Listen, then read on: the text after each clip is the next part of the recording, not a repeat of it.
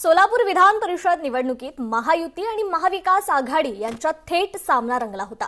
दोन्ही आघाड्यांनी आपल्या विजयाचा ठाम दावा केलाय। मतदानाची प्रक्रिया शांततेत पार पडली असून निकालाकडे संपूर्ण राज्याचं लक्ष आहे। मतदानानंतरही महायुतीनं बहुसंख्य मतांनी विजय मिळवू असा विश्वास व्यक्त केलाय, तर अदृश्य शक्तीनं पाठिंबा दिल्यानं महाविकास आघाडीनं विजयाचा दावा केलाय।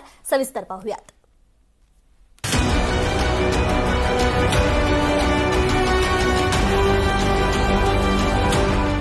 सोलापूर विधान परिषदेत दोनही गटांचा विजयाचा दावा। पालकमंत्र्यांसह खासदारांची प्रतिष्ठा पणाला। 614 मतदारांकडून 22 तारखेला होणार भाऊ आणि नानाचा फैसला। सोलापूर विधान परिषद निवडणुकीत महायुतीकडून माजी आमदार राजेंद्र राऊत तर महाविकास आघाडीकडून वसंतराव देशमुख हे उमेदवार रिंगणात होते।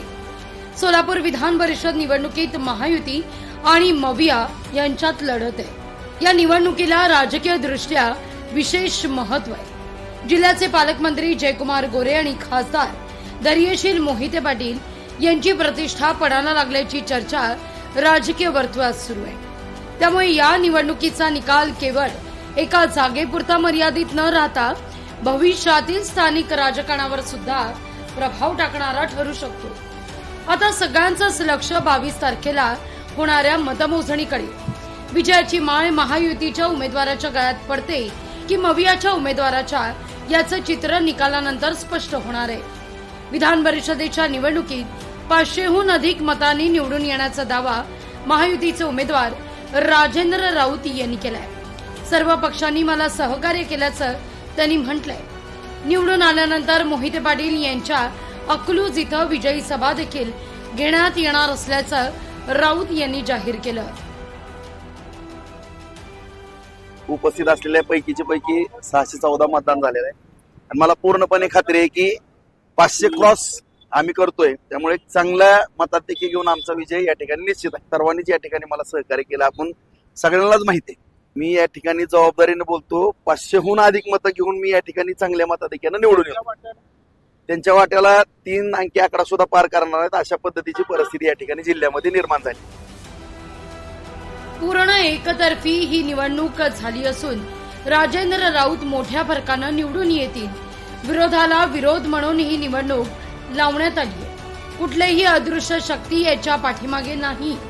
यांची अदृश्य होण्याची वेळ हळूहळू व्हायला लागली आहे, अशी टीका अक्कलकोट भाजपचे आमदार सचिन कल्याण शेट्टी यांनी केली आहे।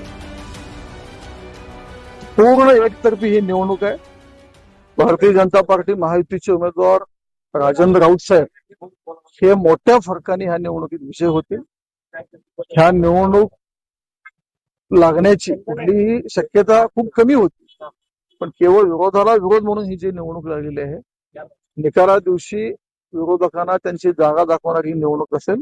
त्यांची अदृश्य व्हायची हळूहळू वेळ यायला लागली म्हणून त्यांना सुचत आहे आणि हर हर महादेव जय श्रीराम हा घेऊन नारा आम्ही निघालेलो आहोत।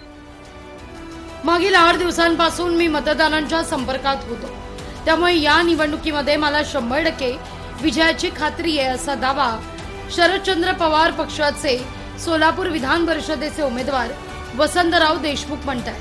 आमच्यासह विरोधकांच्या मतदारावर सुद्धा आमचा विश्वास आहे। मतदार या निवडणुकीत नक्कीच माझ्या बाजूने मतदान करतील, असं देशमुखांना विश्वास आहे। 100% विजयी हे जे आता मतदारांचा सेन्स घेतलेला फिरलेला आहे, 8 दिवस झाले गाठी घेतली, निश्चितपणे मतदार मला मतदान करतील याची मला खात्री। एक गट्टा काय जरी केलं तरी शेवटी मतदाराच्या मनात आहे तेच मतदान करणार। विधान परिषदेच्या निवडणुकीत विरोधकांनी सांगितल्याप्रमाणे 16 मतांपासून निवडणूक सुरू झाली। आमचा 100% विजय होणार। अदृश्य शक्तीनं ज्या पद्धतीनं मतदान करायचं होतं ते केलं, असं म्हणत सचिन कल्याण शेट्टी हे राजकारणात लहान आहेत, अशी टीका धैर्यशील मोहिते पाटील यांनी आमदार सचिन कल्याण शेट्टी यांच्यावर केली आहे।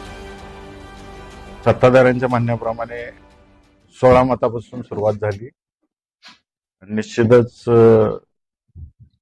आमचे उमेदवार आदरणीय वसंत नाना यांचा 22 तारखेला विजय होणार आहे। बघूया 22ला अदृश्य कोण होतंय ते, आणि युगो प्रॉब्लेम कोणाला आहे तेही 22 तारखेला बघू.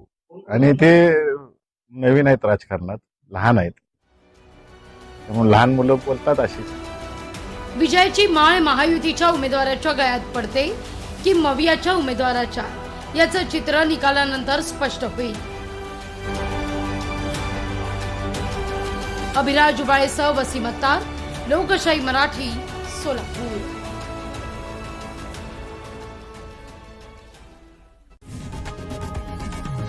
लोकशाही मराठी ऐका, पहा, जागरूक रहा.